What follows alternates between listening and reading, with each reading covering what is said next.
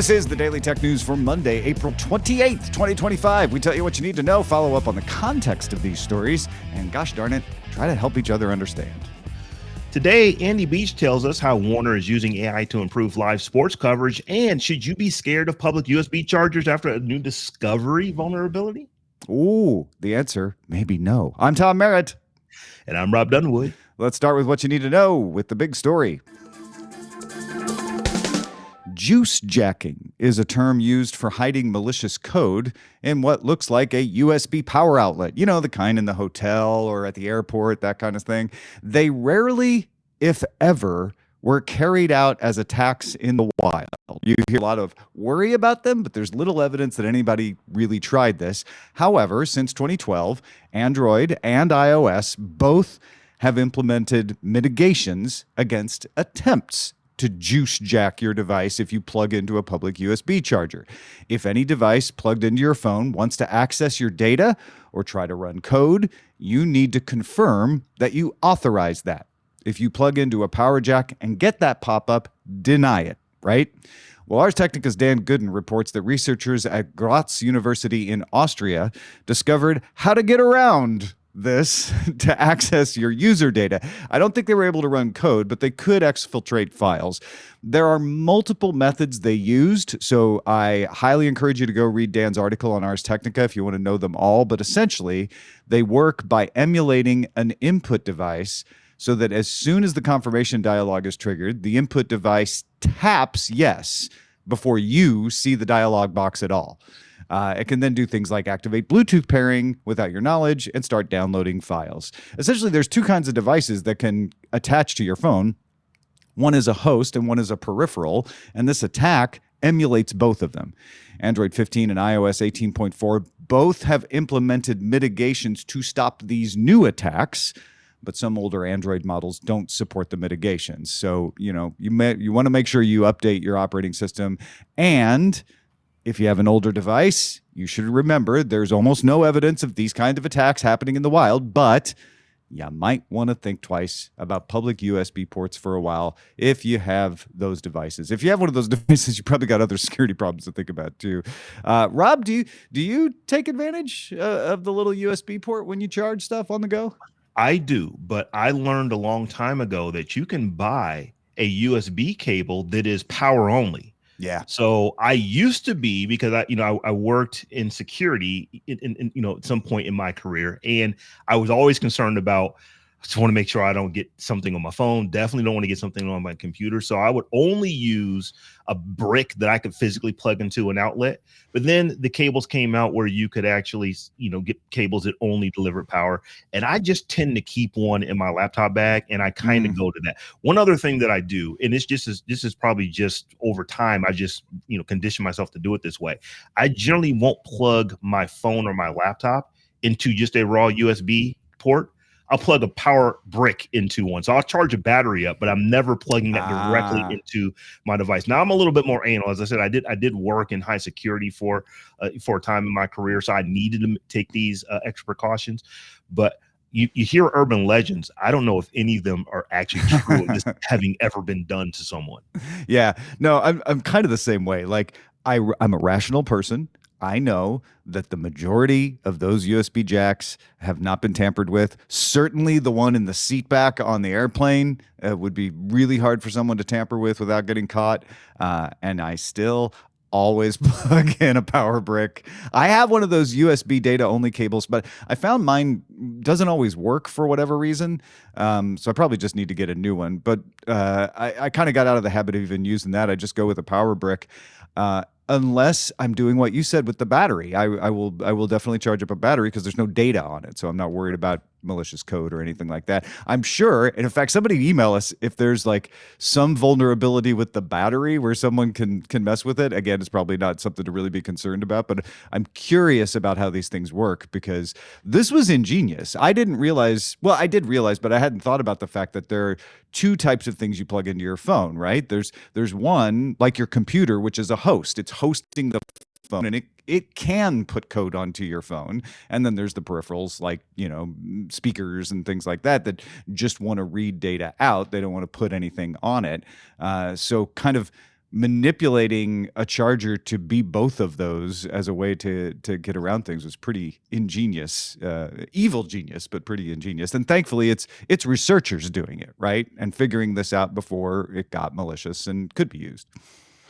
So who knows if you'll be able to, get these kind of cables forever. But I've had one. I don't have a USB-C to C, so that could prevent me from potentially using if maybe when an airport gets a actual USB-C port as compared to the standard A that they always have.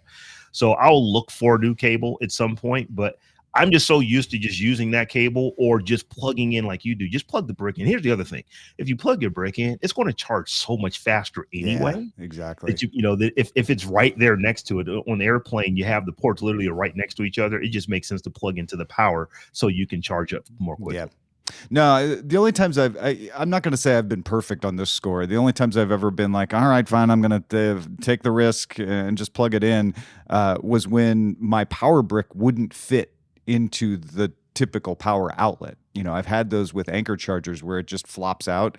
But I've actually gotten a like 1-inch extension cord that plugs into the power brick. And so now I don't have that problem anymore. So I'm good.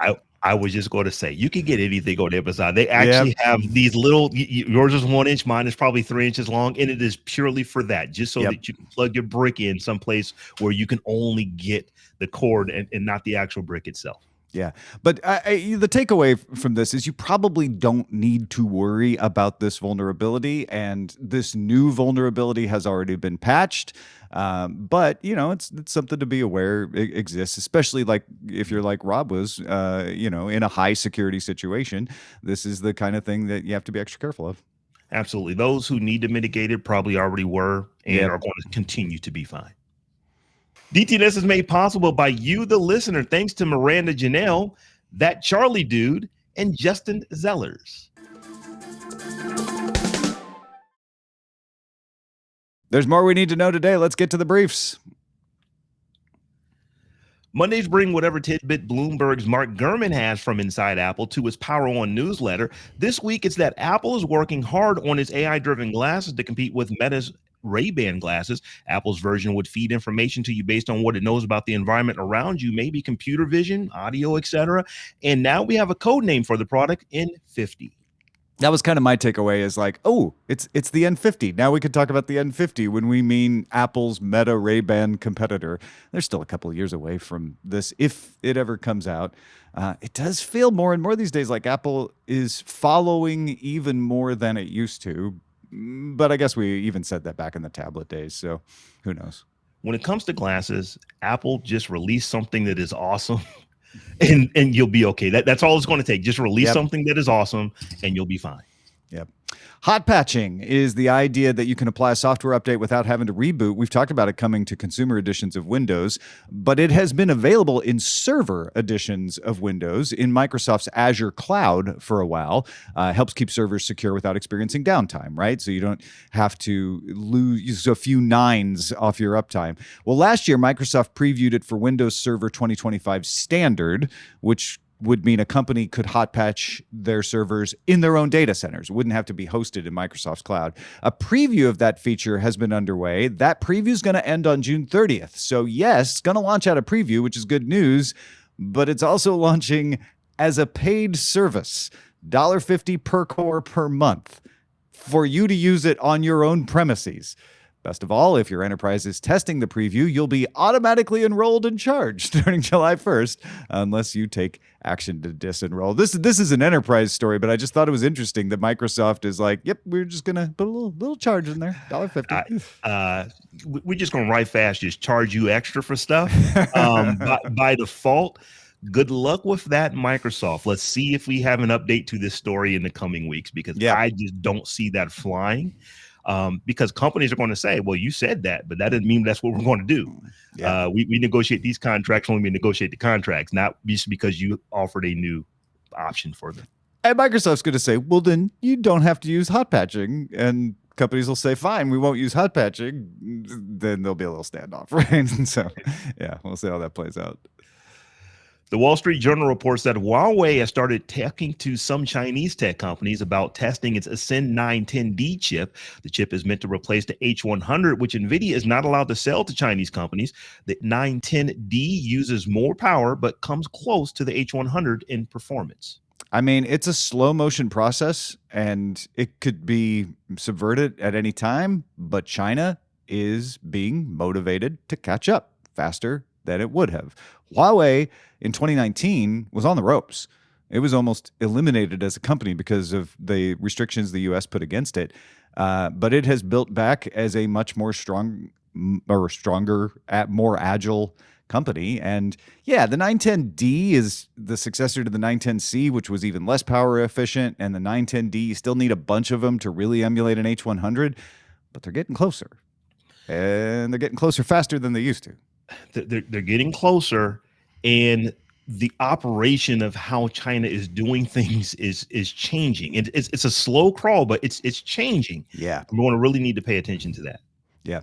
And just saying, if tomorrow suddenly NVIDIA was allowed to sell a bunch of H100s or Blackwells to these companies would stop developing the Ascend. Like that is the motive. They would rather just buy it and spend their money elsewhere. Anchor is crowdfunding a tabletop UV printer that can emboss almost any material from paper to wood to acrylic. It's called the Eufy Make M1, so it's under Anchor's Eufy brand. It uses ultraviolet curable ink to apply layers of color to a surface that dry almost immediately. And you have to get the ink from Anchor. We don't know how much that's going to cost, but this is a much more affordable version of this kind of printer. This is not a new technology to be able to emboss things with UV curing, but Anchor is making it really affordable if they make the ink affordable. It is slower than an inkjet printer. Anchor told Gizmodo it would take about 6 minutes to print two 2x2-inch squares, and then like 12 to 15 hours if you want to do a mid-size painting with full 3D texture. Also comes with a separate UV laminating machine if you want to do smaller jobs like stickers, so that's nice. Kickstarter begins Tuesday, April 29th, and the printer will eventually sell for $1,900, which is a screaming bargain compared to what's out there, though Kickstarters can get it for even cheaper. Yeah, $1,900 sounds like a lot for a printer, but not for this type of printer. These things regularly go for 10x this. So the fact that they were able to get this down to such an affordable price, comparatively speaking, is pretty impressive. Yeah, absolutely. It kind of makes me want to just, start printing my own stickers at home, although it's slow, right? It's still slow, but it's pretty cool. You're going to see people take advantage of that. It's slow, but it's cheap. So, time is money. Yeah. Exactly. Brave released its cookie detection tool called Cookie Crumbler under an open source license. The system crawls websites and uses an LLM to detect cookie forms, then feeds them to GitHub for real people to review. Those reviews are used to automatically block cookies without breaking a site's functionality. After a privacy review, Brave will integrate this option into the Brave browser. The open source version of the system will be available for developers who work on ad blockers or audit websites. Yeah, most people are going to care about this story when it actually comes to the Brave browser, if they use the Brave browser. But it's a pretty cool way to do this, which is I don't have to program like a cookie-o-matic, what options to take and have it try to figure them out. Just block everything that doesn't break the site. Because sometimes you are like, well, I don't want that cookie, but it breaks the site because of the checkout or whatever. This is a great way of combining human knowledge and LLMs. I think it's pretty cool. It really is. And it would actually make me go look at Brave, because that is, if you are blocking stuff, it tends to just break. And that is a problem. This apparently is going to solve that. So it's pretty cool. Wall Street Journal posted a report that it was able to get Meta's chatbots to engage in sexual conversations with users posing as teen children. So as far as the chatbot knew, it was talking to a teen. The article does not detail the prompts that were used, but said the chatbots avoided such conversations and attempted to redirect them until they asked the AI persona to, quote, go back to the prior scene. Not sure exactly what that means, but it's sort of a like, let's start over again, and then it would break it out of its mitigations that were trying to prevent this. A Meta spokesperson told the Journal, the use case of this product in this way described is so manufactured that it's not just fringe, it's hypothetical. They're trying to say nobody would ever do this. I kind of doubt that, but also it's not something that you would just think of naturally. You'd have to want to do it to make it happen. Meta has since tightened up controls on such conversations, according to the journal, but has not eliminated the possibility of them. Yeah, think about going back to to a previous scene. I think that's how sometimes you'll get that little back arrow to where you ask a different question. It's like, nah, I don't like that. Let me go back, and then you interact there again. I wonder if that is what's ultimately maybe tripping these things up to get you to be able to talk to them in a way that you probably should be able to talk to them. Journal points out that a red team should have figured that kind of thing out, but it's sort of implying that this is malpractice on Meta's part. I'll leave that up to y'all out there listening to decide whether you think it is or not. But it's not as straightforward as Meta didn't care at all. They did have some mitigations put in place. Journal folks were able to figure out how to get around them. Brazil's finance minister will travel to California on Friday to meet with tech companies about locating data centers in Brazil. Reuters sources say he will offer tax exemptions as an incentive. ByteDance has reportedly already signed up for the plan, which still needs presidential authorization. Google's first and second gen Nest thermostats will lose support starting in October. The models came out in 2011 and 2012 respectively, before Google owned Nest. So that's, 13 years or so. After October, the devices will still work. They'll just not get software updates. They won't be able to connect to Google Cloud. You won't be able to control them from the Google Home app, but you can use them on the wall like a regular old thermostat. This is a bigger deal in Europe, where there have been no new Nest thermostats sold since 2014. So there's not a new Nest you can go buy. Google recommends replacing them with a third-party unit if you're in Europe. If you still use one of these, Google is also offering some discounts. So check your email, because they may have sent you a little discount on an upgrade, and even discounts on third-party. Well, Tom, if I have to get up and walk to my Nest, probably means Rob's going to be getting a new Nest sometime in the not too distant future. I had a first gen Nest thermostat until I installed my heat pump 2 years ago, at which point I had to upgrade to a new Nest because the first gen did not support heat pumps. So I dodged a bullet there just by upgrading my heater. But if I hadn't, I'd probably be looking to get a new Nest thermostat. We want to get to a much faster remedy hearing in the second of Google's 2 antitrust cases. This one is about ad tech. Judge Brinkema set the remedy hearing to begin May 2nd. Yeah, there's so many of these, it's hard to keep track. But this is the second one. It's the more recent one. It's the one that's about the advertising industry, not about search. And yeah, they're already at the remedy hearing. They're just now doing the remedy hearing for the first one that was from last year. So moving at a faster pace. Definitely. Those are yeah, go ahead. I was going to say, yeah, this one's definitely really fast, seeing how the second is later this week. Yeah. Those are the essentials for today. Let's dive a little deeper. As generative models advance, a lot of folks are waiting to see if it can be used in a productive way. Andy Beach tells us how Warner Brothers Discovery has implemented it to improve live sports coverage. Andy, thanks again for coming back to help us understand something, man. Hey, Tom, great to see you. So, I love this story that you're going to tell us about, because it's one of the fewer examples. They're becoming more numerous, but one of the fewer examples of in the wild where you can watch it, see AI actually be used to improve something, not just sort of like pointed to in the corner as a demo. Tell us what's going on with cycling here. Yeah, absolutely. So there's the cycling. So AWS has announced that they collaborated with Warner Brothers Discovery Europe specifically on a new tool they call the Cycling Central Intelligence, or CCI. And what that really is a small AI platform that they've built on top of an LLM that will allow mountain biking broadcast to enhance the storytelling and effectively enrich the commentary they're getting. Part of the problem with particularly live production is that because there's a lot of data complexity, obviously there's a lot of very specialized language around something like a sports game of any sort, but cycling and mountain biking, I think in particular. And what they've now done is, the way that we've tackled this with AI already is creating, pretty structured data sets that then sit in a way that they can be accessed by the large language model. That's just called RAG, or retrieval augmented generation, which is something that's common, or at least in the developer worlds.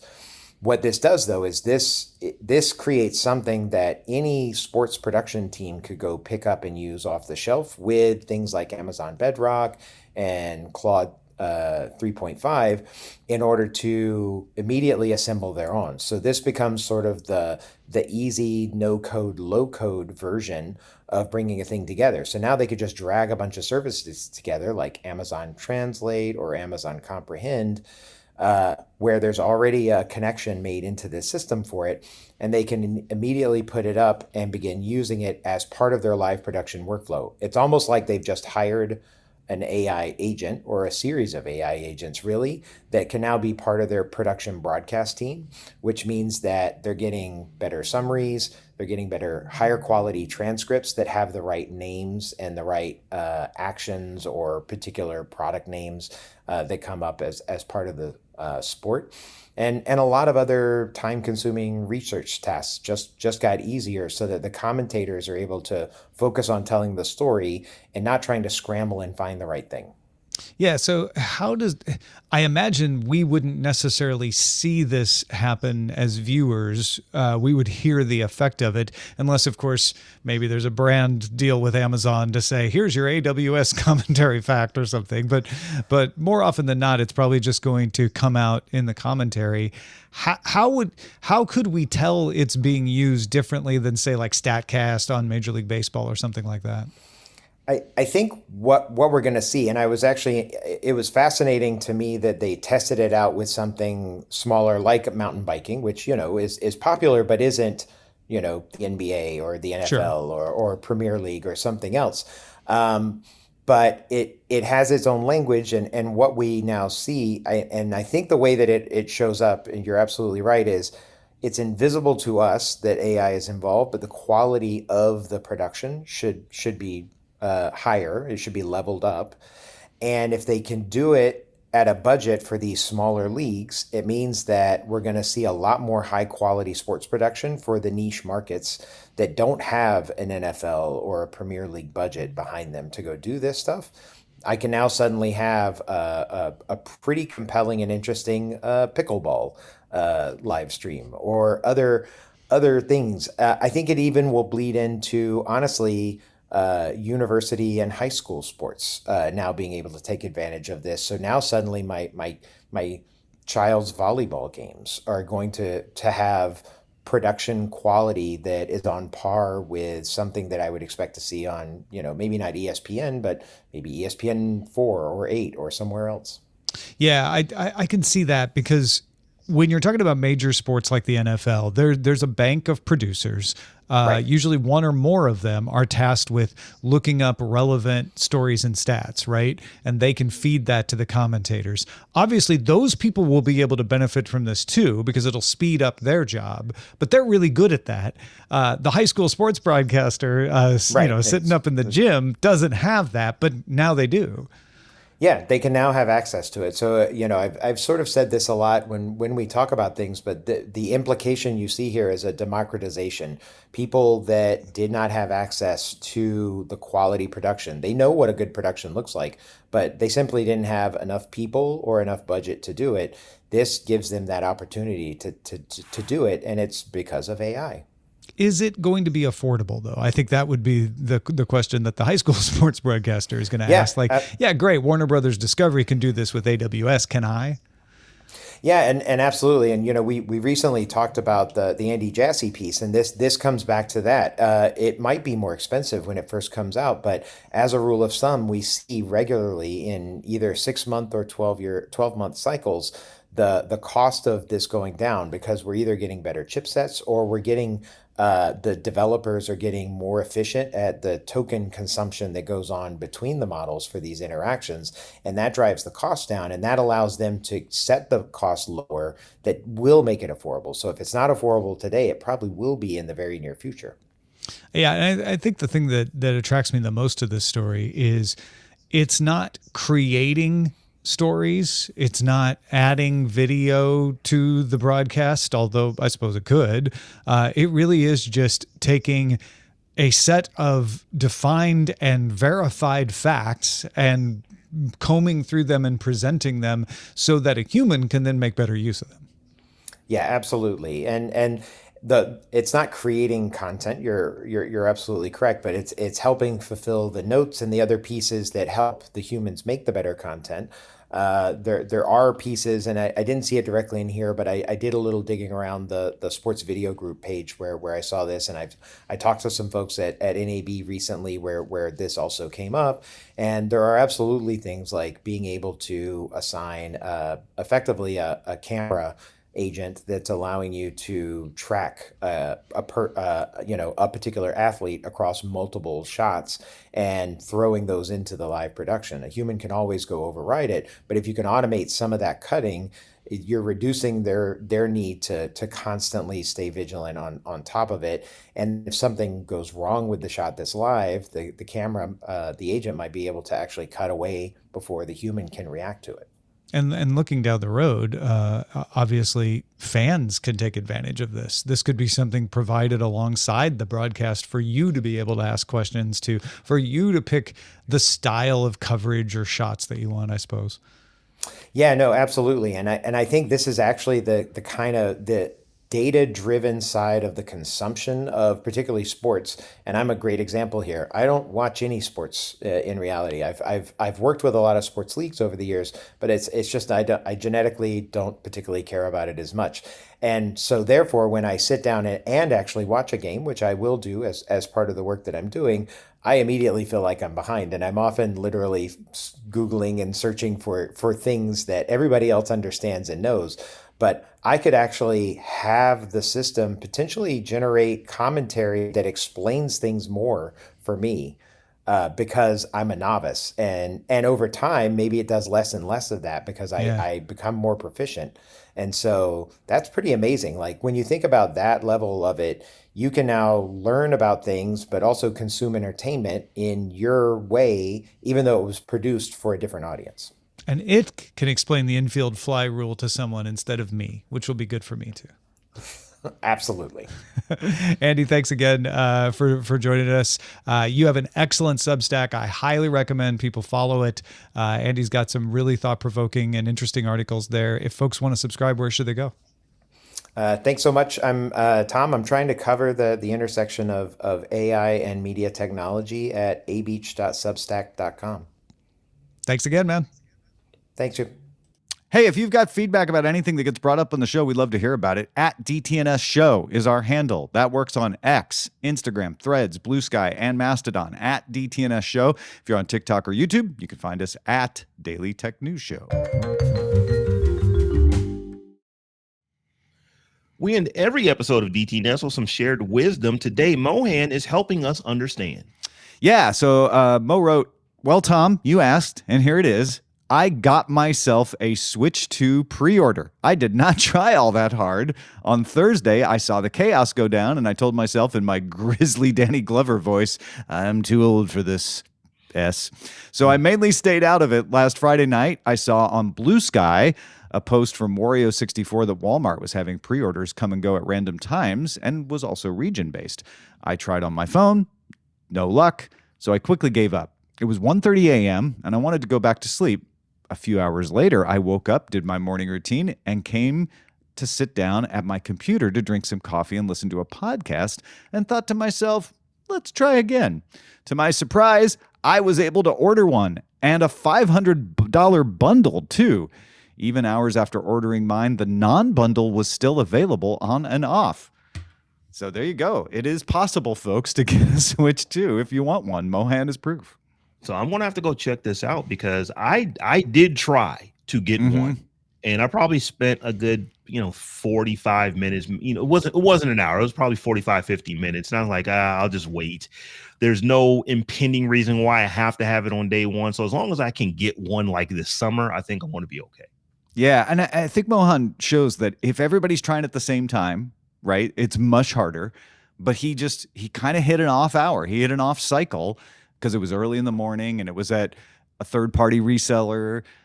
So yeah, that's the way to go about it. You got to just keep trying at weird times in different ways, and if you're really, he said he didn't try that hard, but he tried a couple times. So I think that's harder than a lot of people who probably try once and give up. Or like me, who hasn't tried at all. I'm just like, you know what? I'll worry about it later. I'm definitely going to try because I really want one, but I'm not going to put that much effort into getting. I mean, I know eventually I'll be able to get one, so it's not that big a deal to me. That's kind of where I'm at too. What are you thinking about? Got some insights into a story? Share it with us at feedback@dailytechnewsshow.com. Big thanks to Andy Beach and Mohan for contributing to today's show. Thank you for being along for Daily Tech News Show. The show is made possible by our patrons, patreon.com/DTNS. If you're willing to help to make the show better, please take our survey. You can find it at dailytechnewsshow.com/survey. Talk to you tomorrow.